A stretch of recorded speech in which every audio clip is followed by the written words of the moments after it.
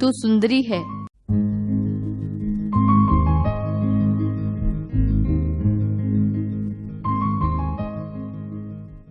श्रेष्ठ गीत कुल अध्याय 8, अध्याय 1, कुल पद 17। श्रेष्ठ गीत जो सुलेमान का है, वह अपने मुंह के चुंबनों से मुझे चूमे, क्योंकि तेरा प्रेम दाख मधु से उत्तम है। तेरे भांति भांति के इत्रों का सुगंध उत्तम है। तेरा नाम उंडेले हुए इत्र के तुल्य है, इसलिए कुमारियां तुझ से प्रेम रखती हैं। मुझे खींच ले, हम तेरे पीछे दौड़ेंगे। राजा मुझे अपने महल में ले आया है, हम तुझ में मगन और आनंदित होंगे।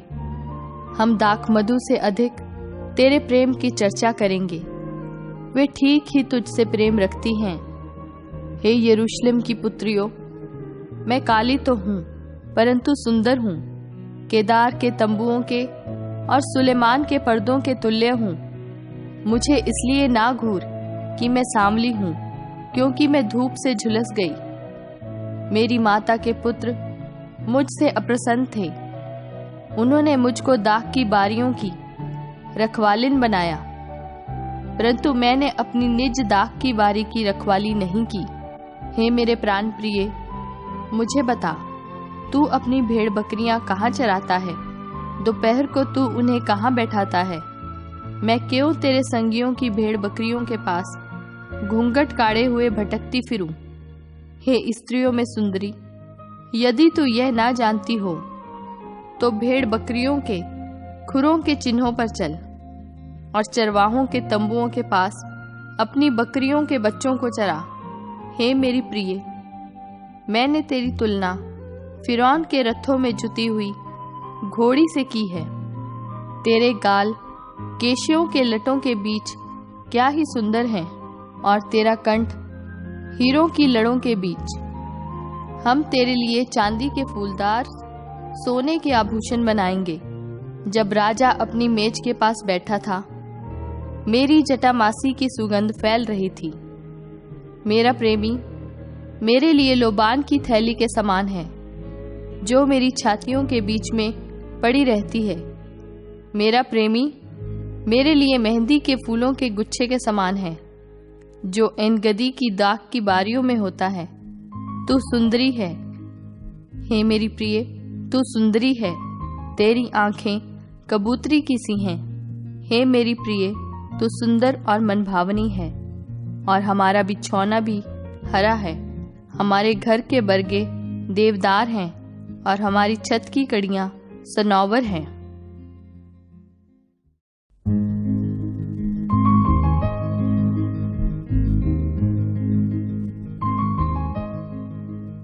श्रेष्ठ गीत अध्याय 2, कुल पद 17।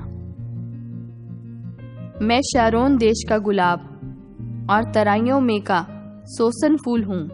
जैसे सोसन फूल कटीले पेड़ों के बीच, वैसे ही मेरी प्रिय युवतियों के बीच में है।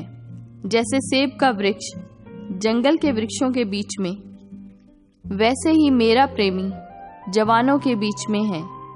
मैं उसकी छाया में हर्षित होकर बैठ गई, और उसका फल मुझे खाने में मीठा लगा।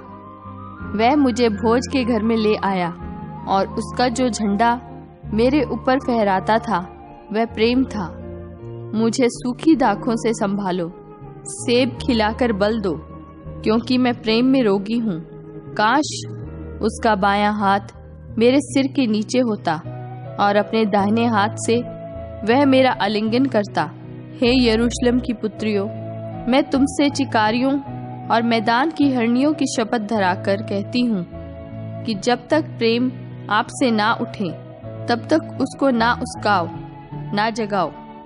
मेरे प्रेमी का शब्द सुन पड़ता है। देखो, वह पहाड़ों पर कूदता और पहाड़ियों को फांदता हुआ आता है। मेरा प्रेमी चिकारे वह जवान हिरण के समान है। देखो, वह हमारी भीत के पीछे खड़ा है और खिड़कियों की ओर ताक रहा है और झंझरी में से देख रहा है। मेरा प्रेमी मुझसे कह रहा है, हे मेरी प्रिय, हे मेरी सुंदरी, उठकर चली आ। क्योंकि देख, जाड़ा जाता रहा, वर्षा भी हो चुकी और जाती रही है।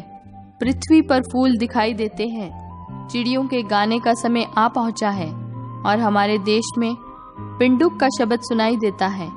अंजीर पकने लगे हैं और दाखलताएं फूल रही हैं, वे सुगंध दे रही हैं। हे मेरी प्रिय, हे मेरी सुंदरी, उठकर चली आ। हे मेरी कबूतरी, पहाड़ की दरारों में और टीलों के कुंज में तेरा मुख मुझे देखने दे, तेरा बोल मुझे सुनने दे, क्योंकि तेरा बोल मीठा और तेरा मुख अति सुंदर है। जो छोटी लोमड़ियां दाख की बारियों को बिगाड़ती हैं, उन्हें पकड़ ले, क्योंकि हमारी दाख की बारियों में फूल लगे हैं। मेरा प्रेमी मेरा है और मैं उसकी हूँ। वह अपनी भेड़ बकरियां सोसन फूलों के बीच में चराता है। जब तक दिन ठंडा ना हो और छाया लंबी होते होते मिट ना जाए, तब तक हे मेरे प्रेमी, उस चिकारे और जवान हिरन के समान बन जो बेतेर के पहाड़ों पर फिरता है।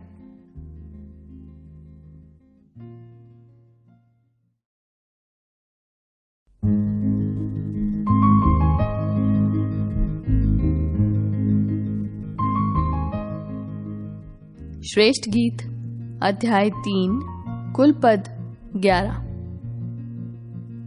रात के समय मैं अपने पलंग पर अपने प्राण प्रिय को ढूंढती रही।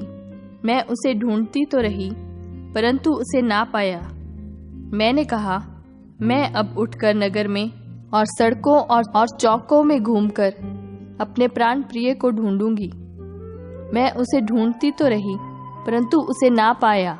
जो पहरुए नगर में घुसते थे, जो पहरुए नगर में घूमते थे, वे मुझे मिले। मैंने उनसे पूछा, क्या तुमने मेरे प्राण प्रिय को देखा है?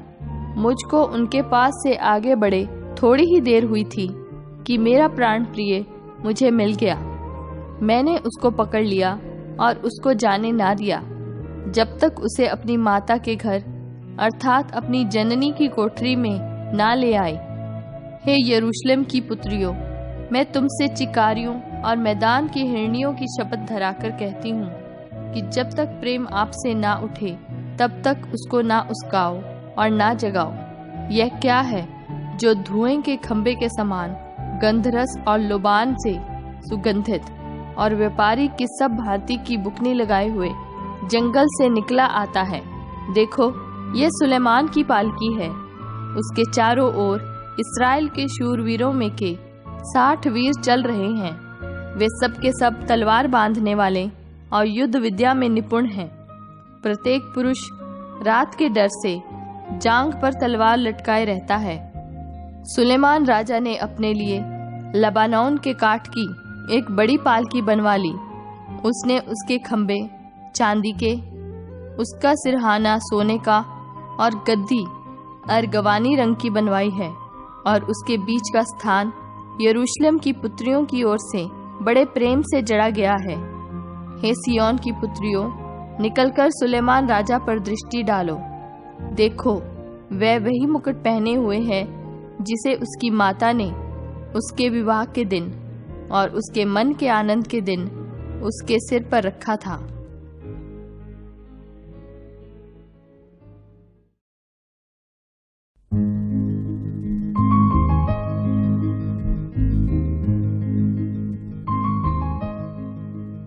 श्रेष्ठ गीत अध्याय 4 कुल पद 16। हे मेरी प्रिय, तू सुंदर है, तू सुंदर है। तेरी आंखें तेरी लटों के बीच में कबूतरों की सी दिखाई देती हैं। तेरे बाल उन बकरियों के झुंड के समान हैं जो गिलाद पहाड़ के ढाल पर लेटी हुई हों। तेरे दांत उन ऊन कतरी हुई भेड़ों के झुंड के समान है जो नहाकर ऊपर आई हों। उनमें हर एक के 2-2 जुड़वा बच्चे होते हैं और उनमें से किसी का साथी नहीं मरा। तेरे होंठ लाल रंग की डोरी के समान है और तेरा मुंह मनोहर है। तेरे कपोल तेरी लटों के नीचे अनार की फांक से देख पड़ते हैं। तेरा गला दाऊद के गुम्मट के समान है जो अस्त्र शस्त्र के लिए बना हो। और जिस पर 1000 ढालें टंगी हुई हों, वे सब ढालें शूरवीरों की हैं। तेरी दोनों छातियां मृग के 2 जुड़वे बच्चों के तुल्य हैं, जो सोसन फूलों के बीच में चरते हों। जब तक दिन ठंडा न हो और छाया लंबी होते होते मिट न जाए, तब तक मैं शीघ्रता से गंधरस के पहाड़ और लोबान की पहाड़ी पर चला जाऊंगा। हे मेरी प्रिय, तू सर्वांग सुंदरी है, तुझ में कोई दोष नहीं। हे मेरी दुल्हन, तू मेरे संग लबानोन से चली आ। तू अमाना की चोटी पर से, शनीर और हिमरोन की चोटी पर से, सिंहों की गुफाओं से, चीतों की पहाड़ों पर से दृष्टि कर। हे मेरी बहन, हे मेरी दुल्हन, तूने मेरा मन मोह लिया है। तूने अपनी आंखों की एक ही चितवन से और अपने गले के एक ही हीरे से मेरा हृदय मोह लिया है। हे मेरी बहन, हे मेरी दुल्हन, तेरा प्रेम क्या ही मनोहर है। तेरा प्रेम दाख मधु से क्या ही उत्तम है, और तेरे इत्रों का सुगंध सब प्रकार के मसालों के सुगंध से। हे मेरी दुल्हन, तेरे होंठों से मधु टपकता है, तेरी जीभ के नीचे मधु और दूध रहता है। तेरे वस्त्रों का सुगंध लबानोन का सा है। मेरी बहन, मेरी दुल्हन, किवाड़ लगाई हुई बारी के समान किवाड़ बंद किया हुआ सोता और छाप लगाया हुआ झरना है। तेरे अंकुर उत्तम फल वाली अनार की बारी के तुल्य हैं, जिसमें मेहंदी और सुंबुल, जटामासी और केसर, लोबान के सब भांति के पेड़, मुश्क और दालचीनी, गंधरस, अगर आदि सब मुख्य मुख्य सुगंध द्रव्य होते हैं। तू बारियों का सोता है, फूटते हुए जल का कुआं और लबानोन से बहती हुई धाराएं हैं। हे उत्तर वायु जाग, और हे दक्षिणी वायु चली आ।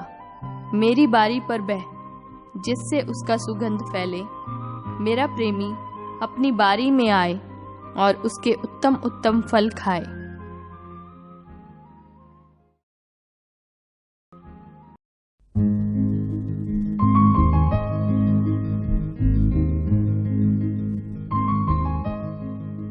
श्रेष्ठ गीत अध्याय 5 कुल पद 16। हे मेरी बहन, हे मेरी दुल्हन, मैं अपनी बारी में आया हूँ। मैंने अपना गंधरस और बलसान चुन लिया। मैंने मधु समेत छत्ता खा लिया। मैंने दूध और दाखमधु पी लिया। हे मित्रों, तुम भी खाओ। हे प्यारो, पियो, मनमाना पियो। मैं सोती थी, परंतु मेरा मन जागता था। सुन, मेरा प्रेमी खटखटाता है और कहता है, हे मेरी बहन, हे मेरी प्रिय, हे मेरी कबूतरी, हे मेरी निर्मल, मेरे लिए द्वार खोल, क्योंकि मेरा सिर ओस से भरा है और मेरी लटें रात में गिरी हुई बूंदों से भीगी हैं। मैं अपना वस्त्र उतार चुकी थी, मैं उसे फिर कैसे पहनूं? मैं तो अपने पांव धो चुकी थी, अब उनको कैसे मैला करूं? मेरे प्रेमी ने अपना हाथ किवाड़ के छेद से भीतर डाल दिया। तब मेरा हृदय उसके लिए उभर उठा। मैं अपने प्रेमी के लिए द्वार खोलने को उठी और मेरे हाथों से गंधरस टपका और मेरी उंगलियों पर से टपकता हुआ गंधरस बेंडे की मूठों पर पड़ा। मैंने अपने प्रेमी के पास द्वार तो खोला, परंतु मेरा प्रेमी मुड़कर चला गया था। जब वह बोल रहा था, तब मेरा प्राण घबरा गया था। मैंने उसको ढूंढा, परंतु ना पाया। मैंने उसको पुकारा, परंतु उसने कुछ उत्तर ना दिया। पहरे वाले जो नगर में घूमते थे मुझे मिले। उन्होंने मुझे मारा और घायल किया। शहर पनाह के पहरुओं ने मेरी चद्दर मुझसे छीन ली। हे यरूशलेम की पुत्रियों, मैं तुमको शपथ धराकर कहती हूँ, यदि मेरा प्रेमी तुमको मिल जाए तो उससे कह देना कि मैं प्रेम में रोगी हूँ। हे स्त्रियों में परम सुंदरी, तेरा प्रेमी और प्रेमियों से किस बात में उत्तम है? तू क्यों हमको ऐसी शपथ धराती है? मेरा प्रेमी गोरा और लाल सा है, वह 10,000 में उत्तम है। उसका सिर चोखा कुंदन है, उसकी लटकती हुई लटें कौवों की नाई काली हैं। उसकी आंखें उन कबूतरों के समान है जो दूध में नहाकर नदी के किनारे अपने झुंड में एक कतार से बैठे हुए हों। उसके गाल फूलों की फुलवारी और बलसान की उभरी हुई क्यारियां हैं। उसके होंठ सोसन फूल हैं जिनसे पिघला हुआ गंधरस टपकता है। उसके हाथ फिरोजा जड़े हुए सोने के किवाड़ हैं। उसका शरीर नीलम के फूलों से जड़े हुए हाथी दांत का काम है। उसके पांव कुंदन पर बैठाए हुए संगमरमर के खंबे हैं। वह देखने में लबानोन और सुंदरता में देवदार के वृक्षों के समान मनोहर है। उसकी वाणी अति मधुर है। हाँ, वह परम सुंदर है। हे यरूशलेम की पुत्रियों, यही मेरा प्रेमी और यही मेरा मित्र है।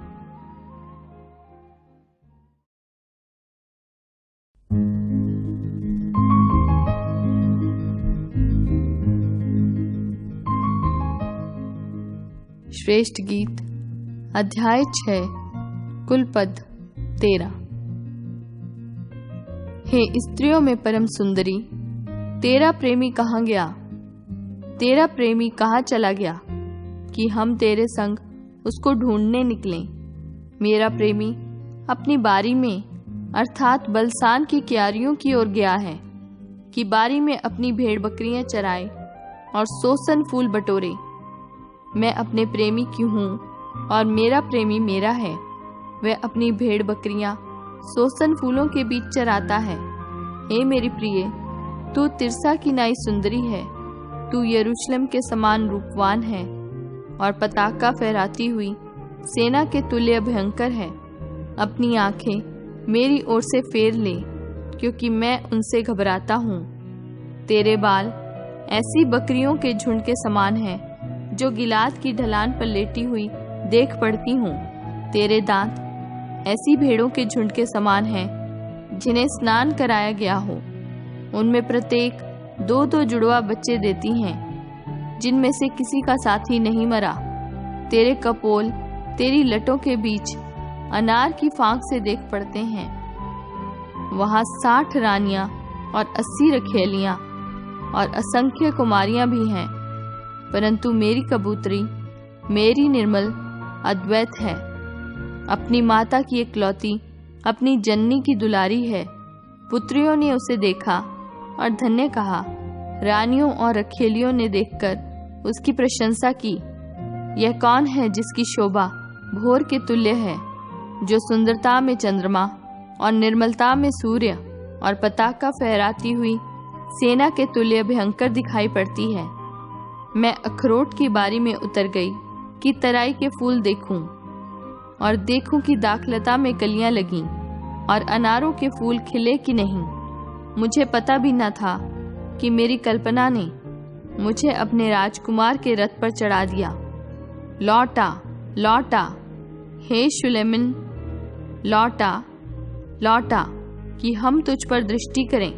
क्या तू शुलेमिन को इस प्रकार देखोगे जैसे महनैम के नृत्य को देखते हो, जैसे महनैम के नृत्य को देखते हैं?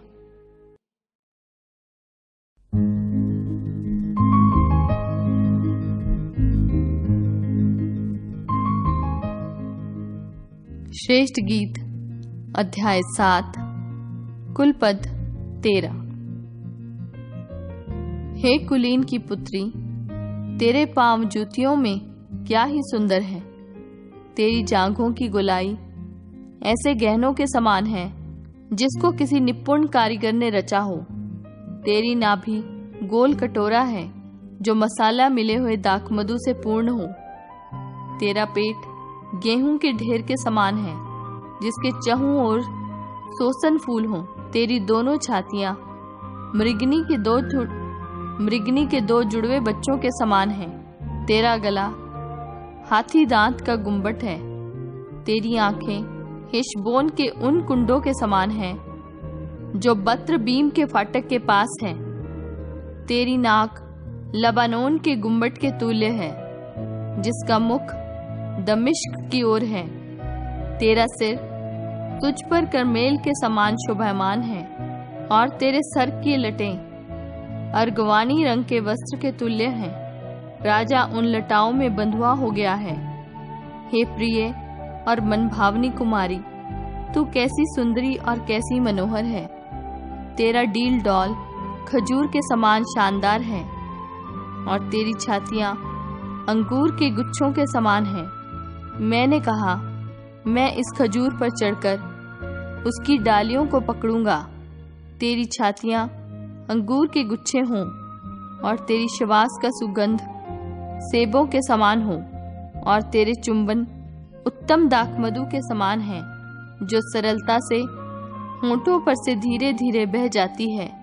मैं अपने प्रेमी की हूँ और उसकी लालसा मेरी ओर नित्य बनी रहती है। हे मेरे प्रेमी, आ हम खेतों में निकल जाएं और गांवों में रहें। फिर सवेरे उठकर दाख की बारियों में चलें और देखें कि दाखलता में कलियां लगी हैं कि नहीं, कि दाखमधु के फूल खिले हैं या नहीं और अनार फूले हैं या नहीं। वहां मैं तुझको अपना प्रेम दिखाऊंगी। दोदा फलों से सुगंध आ रही है और हमारे द्वारों पर सब भांति के उत्तम फल हैं, नए और पुराने भी, जो हे मेरे प्रेमी मैंने तेरे लिए इकट्ठे कर रखे हैं।